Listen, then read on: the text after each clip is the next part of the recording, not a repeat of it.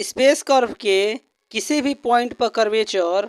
उस पॉइंट पर टेंजेंट के डायरेक्शन में होने वाले चेंजिंग को बताता है। मान लें कि हमारे पास पी पॉइंट पर एक टेंजेंट है और जैसे जैसे यह मूव करेगा वैसे वैसे इन दो टेंजेंटों के बीच डिफ्लेक्शन होगा। अगर हम इस डिफ्लेक्शन को आर्क के रिस्पेक्ट में नापे तो इसी आर्क रेट ऑफ रोटेशन को कर्वेचर करते हैं और इसके मैग्नीट्यूड को हम कप्पा से डिनोट करते हैं। Space curve R equal two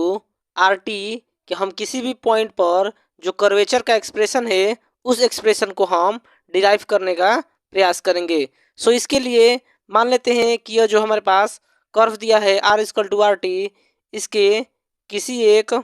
point पर मान लें कि ये पी है और इस पी से हम क्या करते हैं कि एक टेंजेंट ड्रॉ करते हैं पी टी एंड एक अन्य पॉइंट हम क्या लेते हैं यहाँ पे क्यू और इस क्यू पर एक अन्य टेंजेंट हम इस प्रकार से ड्रॉ कर लेते हैं क्यू एस मान लीजिए कि ड्रॉ किए क्यू ए से। सो ये जो पी पर टेंजेंट है इस टेंजेंट को हम टी लेते हैं और ये जो क्यू एस टेंजेंट है इसको मान लेते हैं कि ये है टी प्लस डेल्टा टी है और ये जो पी क्यू है आर्क पी क्यू इसकी लेंथ को हम लेते हैं ये डेल्टा एस ले लेते हैं। सो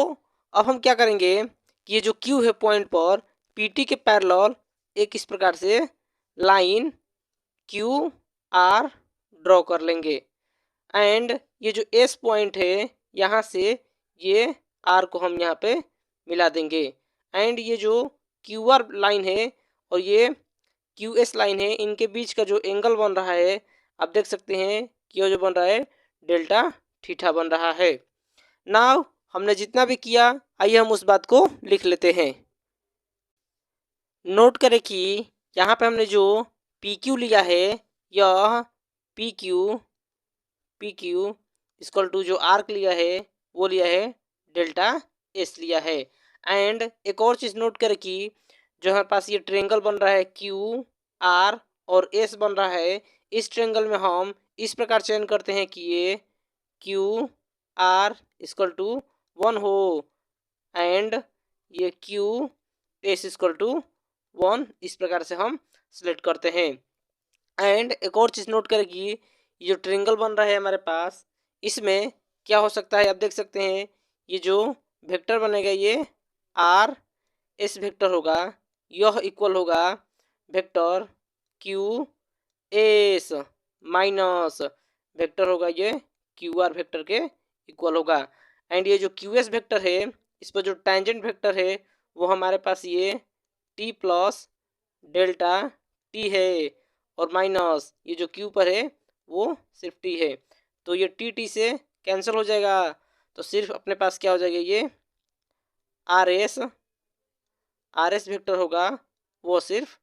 टी हो जाएगा डेल्टा टी हो जाएगा एंड हम क्या करते हैं इसे हम इक्वेशन फर्स्ट मान लेते हैं। एंड एक और चीज़ आप नोट करें कि ये जो हमारे पास ट्रायंगल बन रहा है यह एक आइसोसेल्स ट्रायंगल बन रहा है और इस आइसोसेल्स ट्रायंगल में हमारे पास एक एक्सप्रेशन होता है क्या ये जो आर एस होता है आर एस यहाँ से आर एस वह इक्वल होता है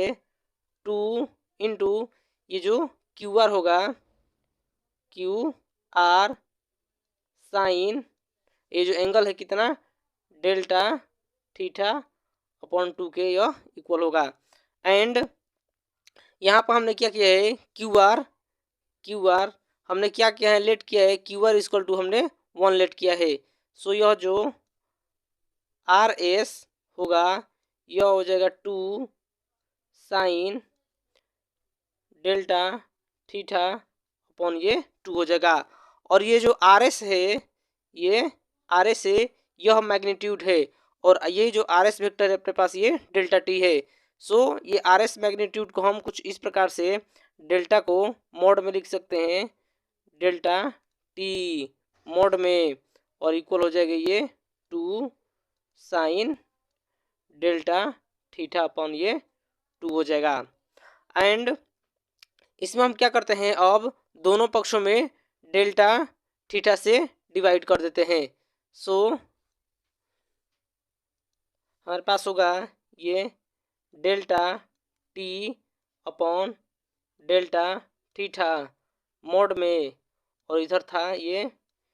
2 साइन डेल्टा थीटा अपॉन में ये 2, और ये पूरे का यहाँ पे हो जाएगा डेल्टा थीटा हो जाएगा। अब हम क्या करते हैं, ये जो 2 है, 2 को हम यहाँ नीचे लाकर लिख लेते हैं। सो दैट सिंप्लाई हमारे पास आएगा ये डेल्टा टी अपॉन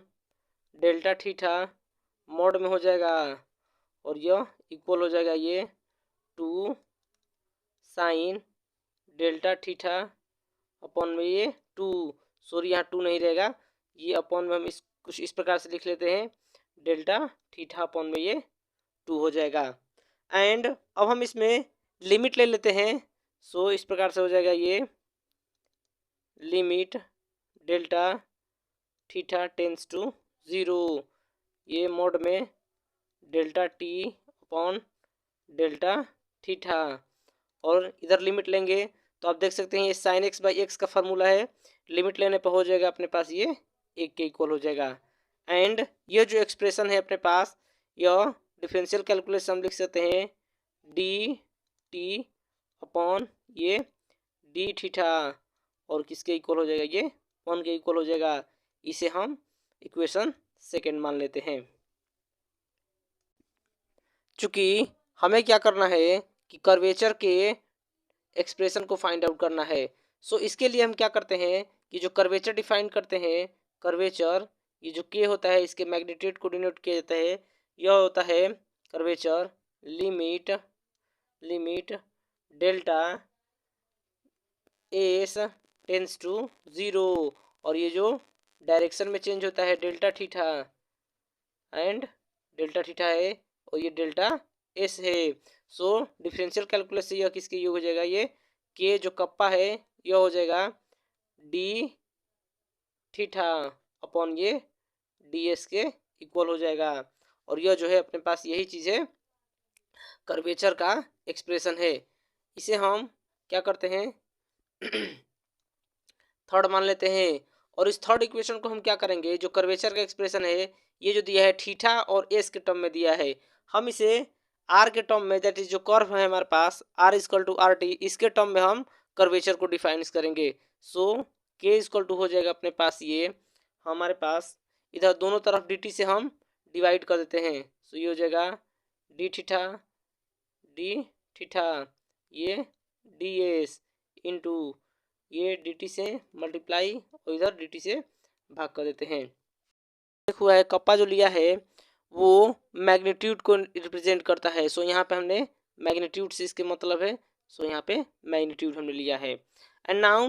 अब हम क्या करेंगे, ये जो कप्पा है इसको हम कुछ इस प्रकार से लिखते हैं, ये जो डी टी है और ये डी एस है उसको एक ठाई लिख लेते हैं। तो ये डी टी और नीचे है कितना अपने पास ये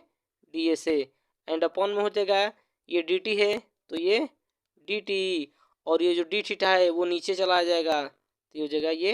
डी थीटा, और ये हम इसे मोड में लिख लेते हैं। एंड नोट करें कि अभी अभी अपने पास जो एक्सप्रेशन 2 था उसमें D theta D T upon D theta का वैल्यू 1 के इक्वल था। सो यहाँ पर हमारे पास क्या हो जाएगा, जो के की वैल्यू निकल के आ जाएगी वो होगी केवल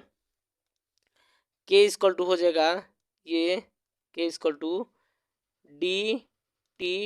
अपॉन में ये डी एस मोड में हो जाएगा। एंड चूँकि हम जानते हैं क्या, चूँकि ये जो टी होता है यह इक्वल होता है यह D R upon D S के इक्वल होता है। सो ये जो टी की वैल्यू है हम इसमें रखते हैं, तो ये अपने पास ये जो के का एक्सप्रेशन हो जाएगा ये हो जाएगा मोड में डी अपॉन डी एस, और ये हो जाएगा D R upon D S हो जाएगा। एंड इसे हम डबल टाइम डेरिवेटिव करेंगे तो ये हो जाएगा डी टू आर अपॉन में ये ds² हो जाएगा। एंड यह जो चूंकि आया है r का 2 टाइम डेरिवेटिव हुआ है तो हम इसको इस प्रकार से लिख देते हैं k हो जाएगा r डबल डैश हो जाएगा। एंड चूंकि ये जो r डबल डैश वेक्टर है इसे हम मोड से बाहर लेते हैं तो मोड से बाहर आए तो k हो जाएगा अपने पास ये करणी में हो जाएगा रूट में r double dot r double dot हो जाएगा। और यही जो होगा अपने पास क्या होगा स्पेस कर्व के किसी भी पॉइंट पर कर्वेचर फाइंड करने का एक्सप्रेशन या व्यंजक। वीडियो अगर अच्छा लगा हो तो एक लाइक ज़रूर करें और ऐसे ही इंफॉर्मेटिव वीडियो जानने के लिए चैनल को ज़रूर सब्सक्राइब करें। Thank you.